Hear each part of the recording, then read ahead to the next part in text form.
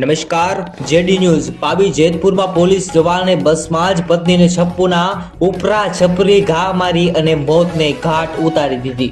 હાલ પાવી જેતપુરના ભીખાપુર ખાતે રૂવાડા ઊભા કરી દે તેવી ઘટના સામે આવી છે, જેમાં મહિલાને તેના જ પતિએ ભર બપોરે જાહેરમાં છપ્પુના ઉપરા છપરી ઘા ઝીકી અને મોતને ઘાટ ઉતાર્યાના સમાચાર.